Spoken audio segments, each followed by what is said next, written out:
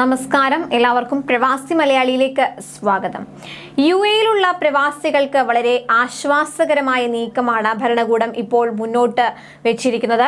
ദുബായിൽ കുടുംബമായി താമസിക്കുകയെന്നത് നല്ല ചിലവുള്ള കാര്യമാണ്. അതിനാൽ മലയാളികൾ ഉൾപ്പെടെയുള്ള പ്രവാസികൾ ജോലി ചെയ്യുന്നത് ദുബായിലാണെങ്കിലും കൂടുതൽ പേരും താമസത്തിനായി ആശ്രയിക്കുന്നത് ഷാർജ എമിറേറ്റിനെയാണ്. ട്രാഫിക് പ്രശ്നങ്ങൾ ഒഴിച്ചു നിർത്തിയാൽ പ്രവാസികൾക്ക് ഇതുതന്നെയാണ് ലാഭം.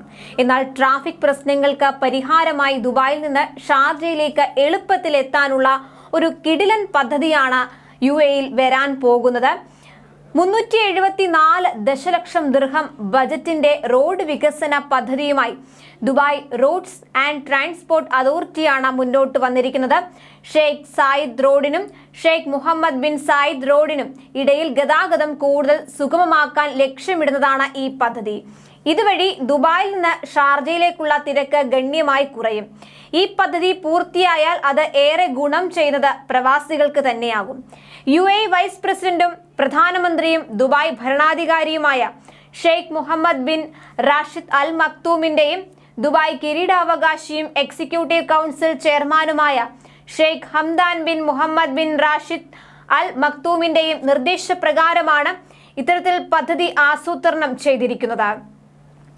പദ്ധതിയുടെ ഭാഗമായി 2 വരിയുള്ള 4 പാലങ്ങൾ വികസന ഭാഗമായി നിർമ്മിക്കും.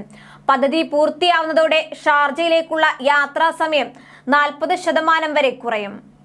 ഷെയ്ഖ് മുഹമ്മദ് ബിൻ സായിദ് റോഡിൽ നിന്ന് ജബൽ അലി തുറമുഖ ദിശയിലേക്ക് പോകുന്ന അൽ യലായിസ് റോഡിലേക്കുള്ള യാത്രാ സമയത്തിനും കാര്യമായ കുറവുണ്ടാവും. ഗർന് അൽ സബ്കാ സ്ട്രീറ്റ് ഇടനാഴി വികസന സംരംഭത്തിന്റെ ഭാഗമായാണ് പുതിയ പദ്ധതി.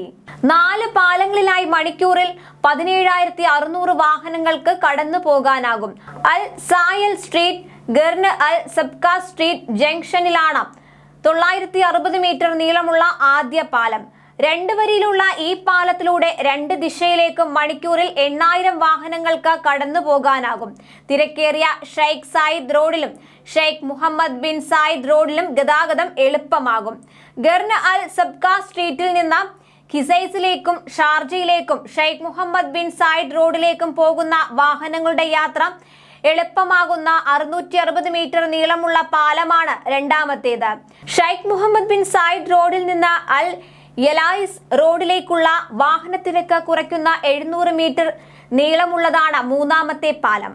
680 മീറ്റർ നീളമുള്ള 4ാമത്തെ പാലം ഷെയ്ഖ് മുഹമ്മദ് ബിൻ സായിദ് റോഡിൽ നിന്ന് ദുബായ് പ്രൊഡക്ഷൻ സിറ്റിയിലേക്കുള്ള സർവീസ് റോഡിലെ ഗതാഗത തിരക്ക് ഒഴിവാക്കാനും സഹായിക്കും.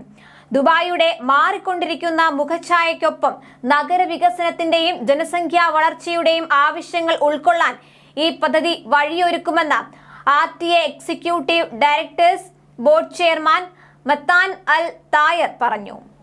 കൂടുതൽ പ്രവാസി വാർത്തകൾക്കായി ഈ ചാനൽ സബ്സ്ക്രൈബ് ചെയ്യുക.